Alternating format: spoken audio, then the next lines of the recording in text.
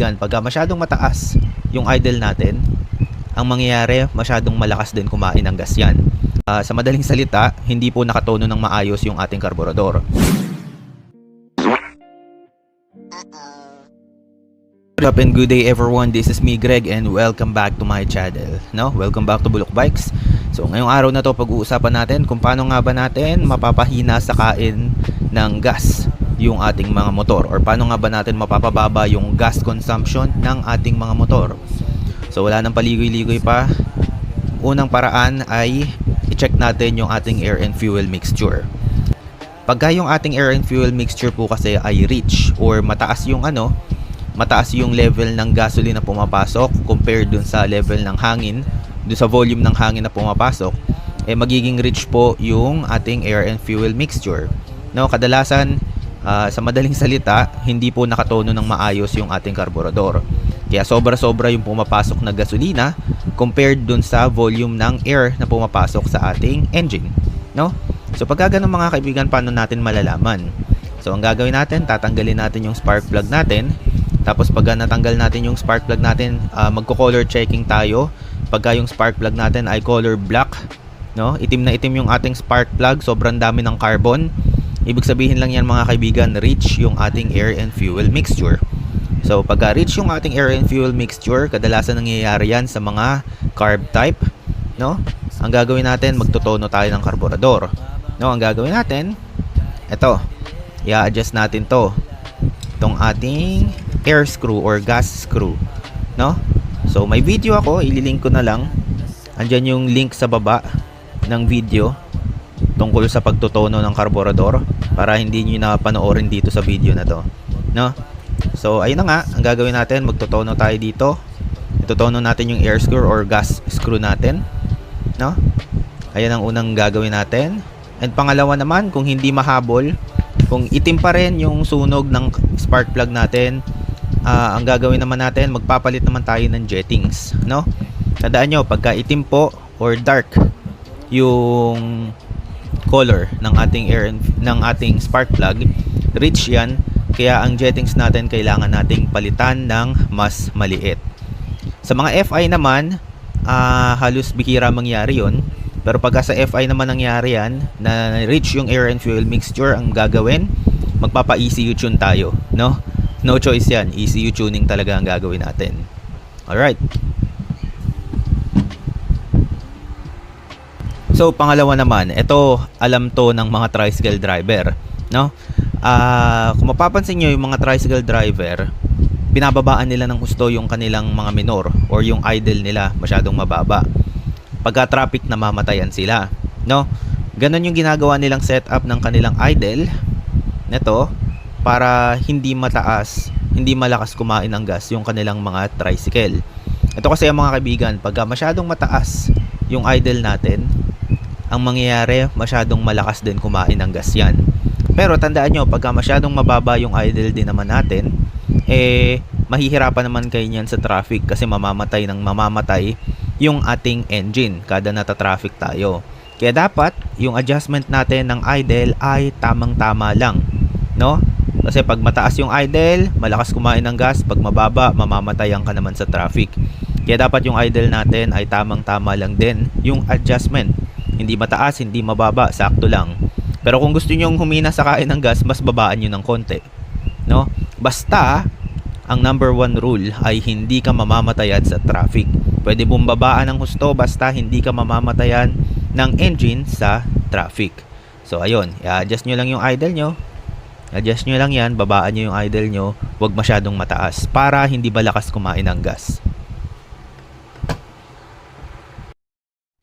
So isa pa mga kaibigan ay always check your spark plug. Tandaan nyo mga kaibigan, kahit na tama pa yung pagkakatono or maganda yung pagkakatono nyo ng carb nyo, kung yung inyong spark plug ay worn out na, lalakas at lalakas pa rin sa kain ng gas yung motor nyo. Bakit? So ito yan mga kaibigan, pagka yung ating spark plug po ay worn out na, mahina na yung spark nyan, ang nangyayari, hindi na niya nasusunog, hindi na maganda yung sunog niya dun sa ating air and fuel mixture, dun sa loob ng ating combustion chamber. At dahil doon mga kaibigan, nagiging mahina yung hatak ng ating mga motor. Pagka yung sa madaling salita mga kaibigan, pagka worn out na yung inyong mga spark plug or may problema na kayo sa spark plug, marami yung gas na pumapasok dun sa ating engine, pero yung power ay mahina. Yung power na naproproduce ng engine natin ay mahina. Kaya dapat palagi nyo chine-check yung inyong spark plug, no? Kailangan palagi nyo rin chine-check yung spark plug. Dapat maintain natin yung spark plug natin, nalilinis natin palagi, or kung hindi naman nalilinis palagi, napapalitan natin sa tamang oras, no? So sa pagkakatanda ko, nasa 35,000 kilometer bago tayo magpalit ng ng spark plug. Nakalimutan ko, nawala sa isip ko, pero nabasa ko yan dati sa libro. Ganon, nasa 35 or 25,000 kilometer bago magpalit ng spark plug. Ewan ko, nakalimutan ko, search nyo na lang din, may AI na naman tayo no? So pagtandaan nyo, ulitin ko lang, pagka worn out yung ating spark plug, kasagas yung motor nyo pero mahina humatak, no? Malakas agas ang motor, mahina humatak.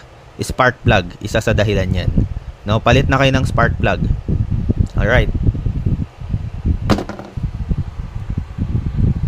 Isa dahilan kung bakit lumalakas yung gas consumption ng ating mga motor, maaaring dahil madumi na yung inyong air filter. So kagaya na to, madumi na yung air filter ko. Ayan, kita nyo naman may mga stain na at iba na yung kulay, no?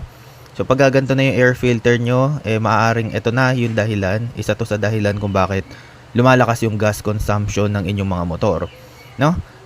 Pagka po kasi yung ating air filter ay madumi na, nachuchok po yung ating carburetor or yung ating nachuchok po yung carburetor natin o kaya naman yung ating throttle body. So pagka nangyari yon, pagka nachoke po yung ating engine, bumababa yung air, yung volume ng air na pumapasok sa ating makina, pero yung volume ng gas na pumapasok ay tumataas. Kaya naman, ayun, tumataas din yung gas consumption natin.